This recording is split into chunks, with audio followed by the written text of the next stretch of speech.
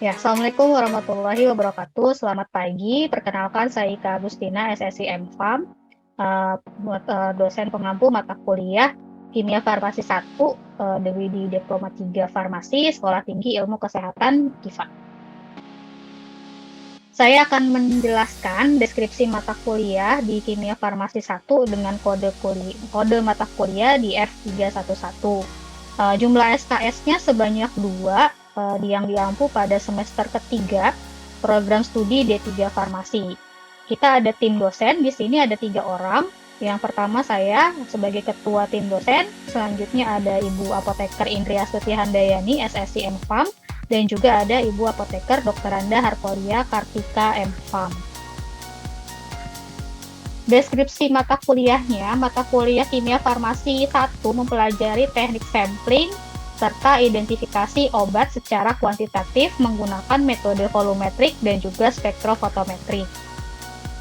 Capaian pembelajarannya, mahasiswa mampu memahami teknik sampling dan juga mahasiswa mampu memahami analisa obat secara kuantitatif dengan menggunakan metode volumetrik dan juga spektrofotometri. Materi perkuliahan yang pertama itu ada teknik sampling, yang kedua masuk ke analisa volumetri, asidimetri, dan juga alkalimetri. Pertemuan ketiga ada permanganometri, pertemuan keempat iodometri, pertemuan kelima iodimetri, pertemuan keenam ada argentometri, pertemuan ketujuh kompleksometri, kedelapan nitrimetri. Dan untuk yang ke-9 kita akan membahas tentang pemisahan. Ada kromatografi kertas, kromatografi lapis tipis, kromatografi cair kinerja tinggi, atau KCKT, atau bisa juga banyak yang menyebutnya adalah HPLC, atau High Performance Liquid Chromatography.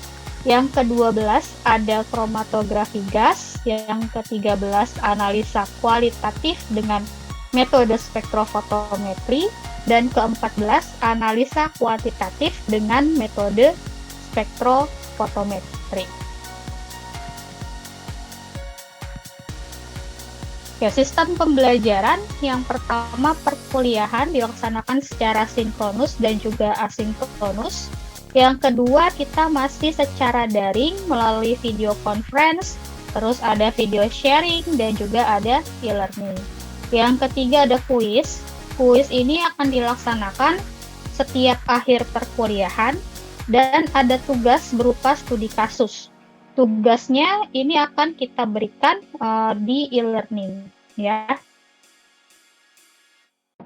Oke, selanjutnya interaksi dosen dengan mahasiswa. Yang pertama, interaktif itu dilakukan selama perkuliahan dengan sistemnya berdiskusi antara dosen dengan mahasiswa. Selanjutnya ada Zoom. Pelaksanaan perkuliahan dilakukan dengan video conference dengan aplikasi Zoom. Dan juga ada YouTube untuk membagikan video pembelajaran, dan juga bisa secara kontak pribadi, bisa melalui WhatsApp, bisa melalui email atau Telegram, silahkan. Dan juga melalui e-learning. E-learning ini terbuka setiap saat, dan mahasiswa juga dapat bertanya dengan menggunakan fitur chat yang ada di e-learning. Oke, selanjutnya di sini ada proporsi dari penilaian. 35% untuk ujian akhir semester, 35% untuk ujian tengah semester, 15% tugas, dan 15% kehadiran. Jika dilihat dari jumlah pertemuan, sebetulnya adalah totalnya 16. Jadi 14 kali tatap muka, 2 kalinya ujian, yaitu ujian akhir semester dan ujian tengah semester.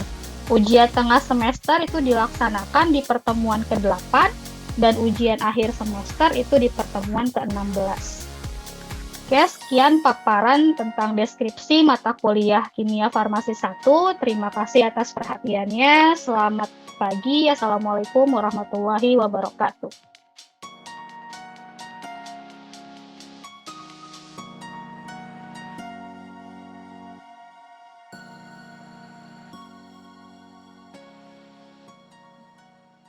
Ya, oke. Assalamualaikum warahmatullahi wabarakatuh. Selamat pagi semuanya. Pagi, Bu. Pagi, Bu.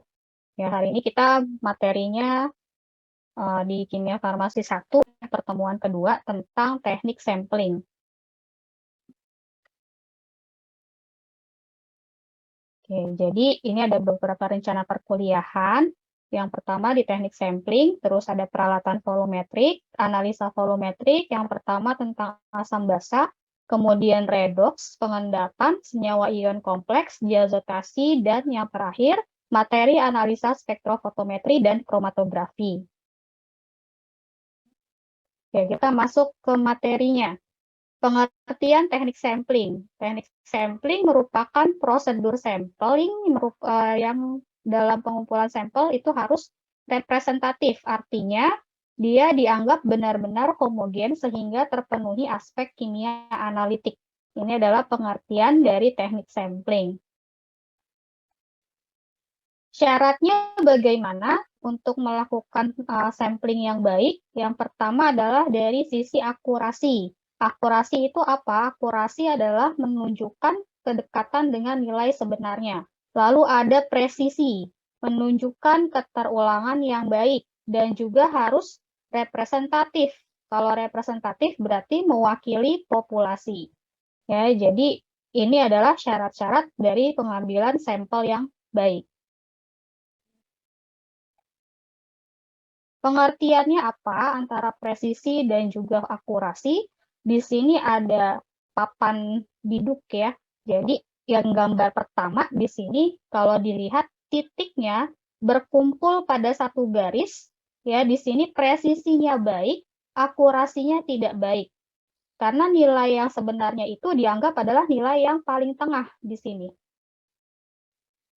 Ya, karena dia jauh dari nilai yang sebenarnya, maka dianggap akurasinya tidak baik, tetapi datanya atau keterulangannya ini baik, presisinya. Untuk gambar yang kedua, presisinya tidak baik, tapi akurasinya baik. Titiknya ini menyebar gitu ya. Nilai sebenarnya ada di titik tengah, tetapi ternyata dari 6 kali pengulangan, datanya ini menyebar, tidak terpusat. Beda dengan gambar yang pertama, titiknya terpusat. Nah, di sini menyebar artinya presisinya tidak baik, tetapi nilainya atau kedekatan dengan nilai sebenarnya itu adalah baik. Ya, karena mendekati titik pusat. Gambar yang ketiga, di sini akurasi dan presisinya tidak baik. Kenapa tidak baik? Nilainya sangat berjauhan, ya, nilai dengan nilai sebenarnya ini saling berjauhan, dan juga keterulangannya antara satu pengulangan dengan pengulangan yang lain berbeda jauh. Ya, presisinya atau keterulangannya tidak baik. Yang keempat, akurasi dan presisinya baik. Karena titiknya atau di sini ya tanda silang ini dia berkumpul pada satu titik yang di tengah yang menunjukkan angka atau nilai sebenarnya. Ini pengertian dari presisi dan juga akurasi. Ya, ini keterangan gambarnya. Berikutnya, di sini ada beberapa latihan ya. Ini saya coba bacakan soalnya. 5 orang analis melakukan uji kemurnian bahan obat aspirin. Berdasarkan standar kemurnian, aspirin itu adalah 99,5 sampai 100,5% dan menghasilkan data seperti pada tabel yang pertama. Jadi di sini ada 5 analis. 5 analis ini melakukan pengulangan sebanyak 5 kali. Nah, pertanyaannya, identifikasikan presisi versus akurasi dari kelima analis tersebut. Ya, kalau kita lihat di sini, analis pertama nilainya 90,5, 95,7, 99,0, 99,5, 94,8. Acuannya, kalau nilai kebenaran atau yang tadi ya, kebenaran itu akurasi atau presisi? Kalau dari penjelasan saya sebelumnya. yang mendekati nilai sebenarnya? Akurasi. Akurasi. Nah, kalau dari analis pertama, dia datanya seperti ini, 90,9, 95,7, 99,0, 99,5, 94,8. Kira-kira akurasinya baik atau tidak baik?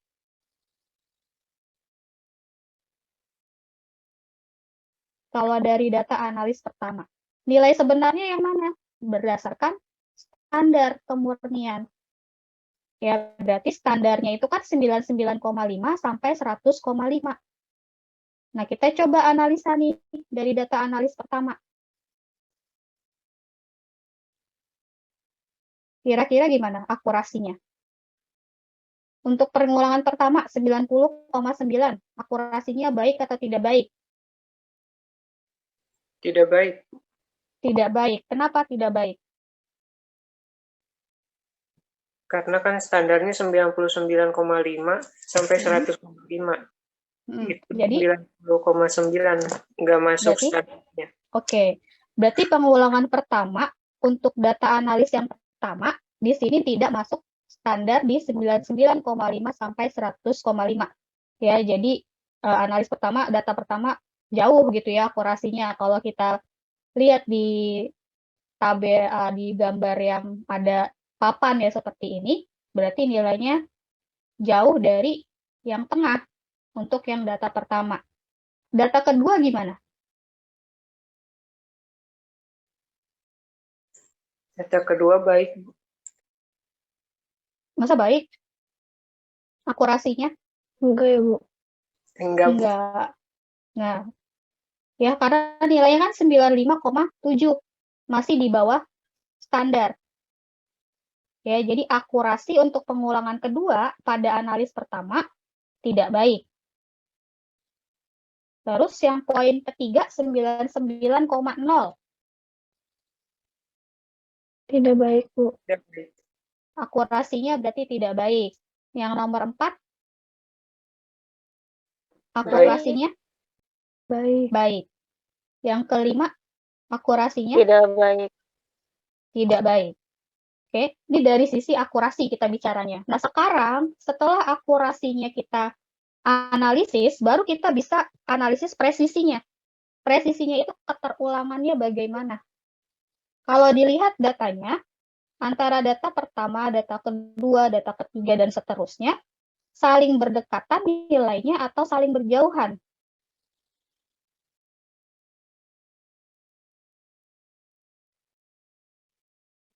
Berdekatan ya, Bu? 90,9, 95,7, 99,0. Saling berdekatan atau saling berjauhan? Berjauhan, Bu.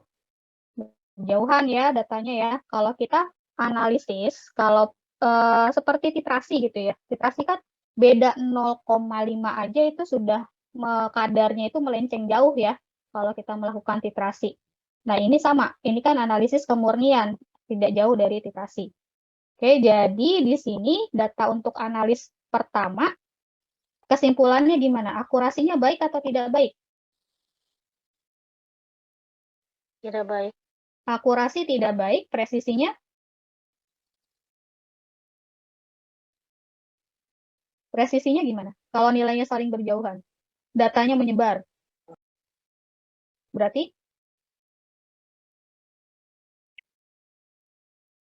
data menyebar? Berarti presisinya kurang baik. Ya, presisi dan akurasi untuk analis pertama itu tidak baik.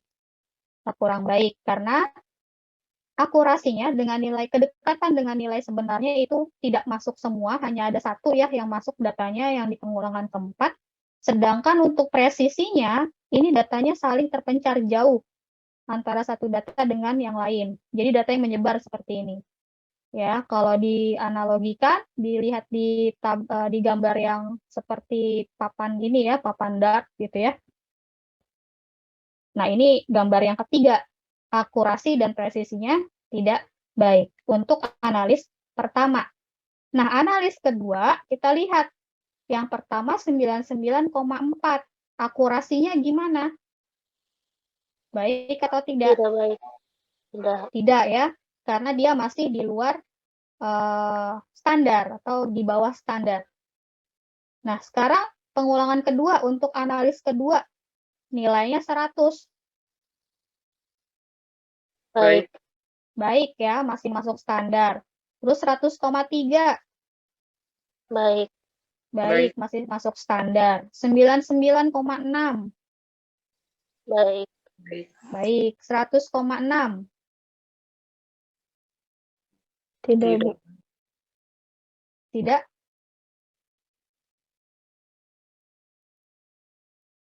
Tidak baik ya, Mas, karena dia ada di atas standar. Kalau dari data analis kedua, kita bisa menyimpulkan gimana? Dari 5 data, akurasi yang baiknya itu ada berapa? Ada Dari 5 tiga data. yang baik. Ada 3 ya. 3. Ada 3 yang baik akurasinya. Tapi dari 5 loh, berapa persen tuh? 60. 60%. Ya, baru 60%. Ya, kita masih bisa mengatakan dari 5 kali percobaan, 3 kalinya masuk standar, tapi ternyata masih 60% gitu ya nilainya. Jadi, kalau untuk ketepatannya masih kurang baik ya datanya. Kalau untuk presisinya bagaimana? Datanya saling berkumpul atau saling berpencar kalau untuk analis kedua?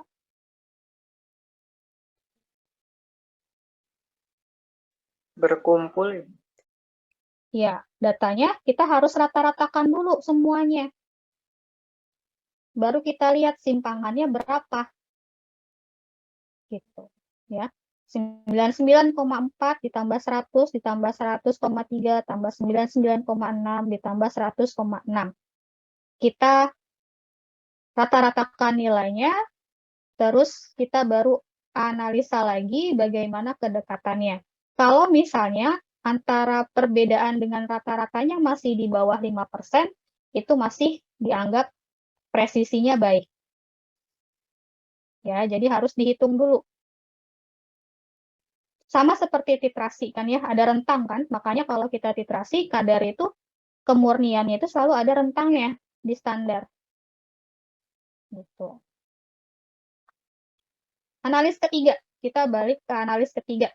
97,8, 98, 97,2, 97,6, 97,4. Kalau dilihat langsung bisa ketebak ya akurasinya gimana. Tidak baik. Iya, akurasinya tidak baik, presisinya Tidak baik juga. presisinya coba dilihat datanya. Saling dekat atau saling jauh kira-kira? Kalau Dekat. presisinya bagus. Iya, presisinya bagus. Ya, presisinya bagus, tapi akurasinya yang tidak bagus ya, tidak baik. Ya, jadi presisinya baik, keterulangan dari analis ketiganya baik, tapi akurasinya yang tidak baik. Gitu. Sebenarnya sih kalau di titrasi banyak ya penyebabnya. Apakah human error? Oh, nanti kita akan belajar setelah ini. Kira-kira kesalahan yang terjadi selama pengukuran sampel itu apa aja gitu ya. Analis keempat, 99,5, 99,6, 99,5, 99,8, 99,5. Gimana nih analis keempat? Akurasinya baik, presisinya baik. Presisi Iya, baik. betul. Analis keempat, akurasi dan presisinya baik. Analis kelima, 100,2, 100, 100, 100,1, 100. Gimana? Akurasi sama presisinya? Akurasinya baik, Akurasinya baik. presisi Ya. baik.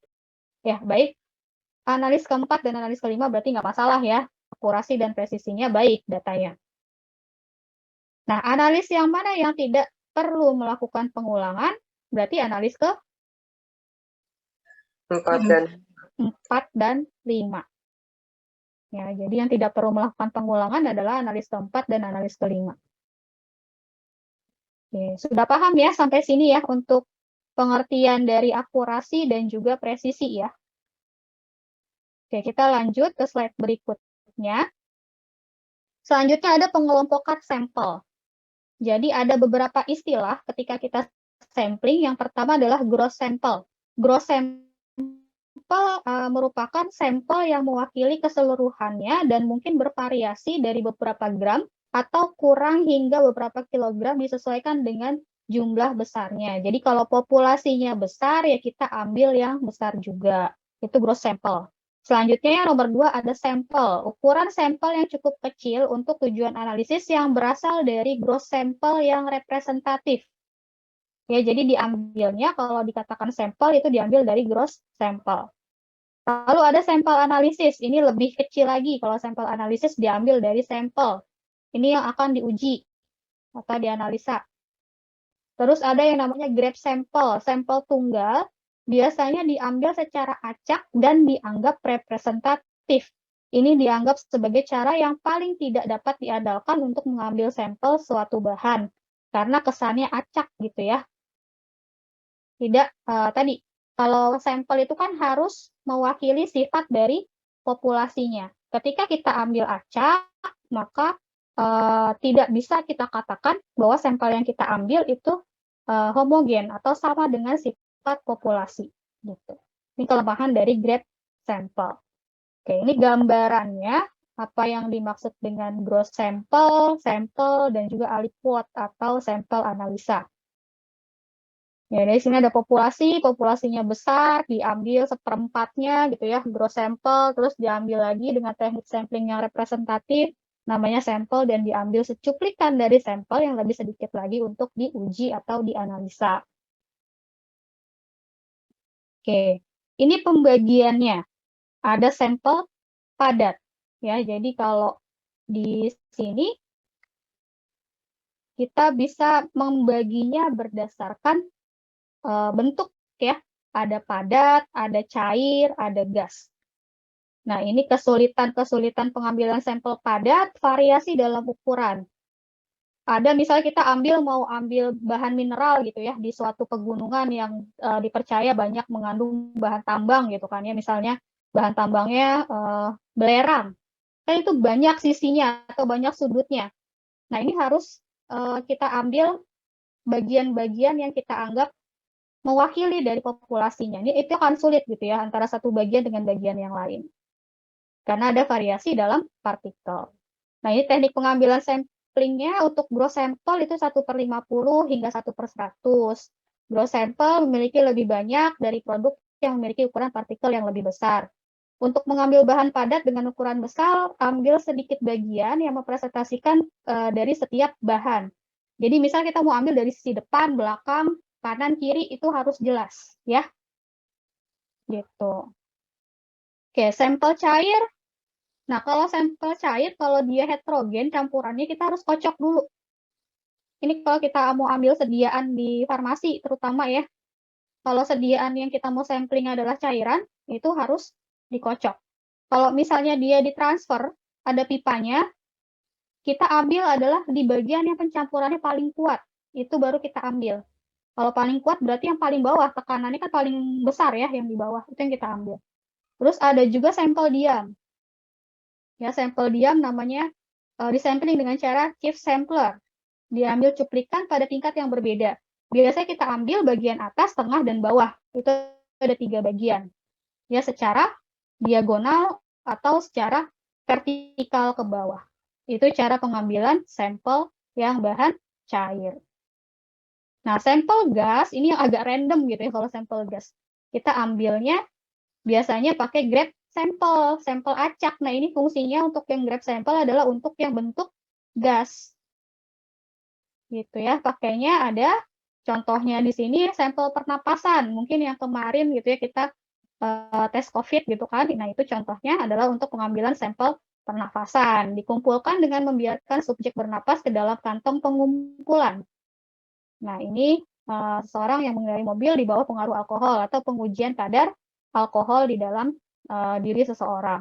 Bisa juga gas buang mobil juga dapat dikumpulkan pada kantong plastik besar untuk memantau polusi kendaraan dengan bahan bakar bensin atau diesel atau CNG yang ada di perkotaan. Ini adalah beberapa teknik sampling yang kita bahas untuk hari ini. Oke? Materi dari saya cukup sekian. Terima kasih. Kalau ada yang mau bertanya sebelum saya akhiri, silakan. Ada pertanyaan?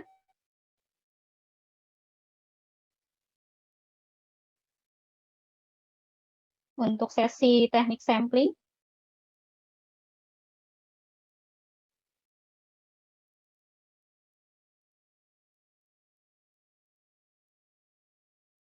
Ada pertanyaan? Sudah cukup jelas tadi tentang akurasi dan presisi ya. Terus pembagian sampel, pengertian sampling gitu ya. Semoga udah jelas ya. Oke, kalau sudah cukup jelas, ada juga nanti saya berikan tugas di e-learning. Silakan, ada studi kasus di sana. Silakan dikerjakan. Dari saya terima kasih, cukup sampai di sini untuk pertemuan hari ini. Selamat pagi. Assalamualaikum warahmatullahi wabarakatuh. Waalaikumsalam warahmatullahi wabarakatuh. Terima kasih, Ibu. Terima kasih, Bu. Terima kasih, Bu. Ya, Terima kasih, Bu.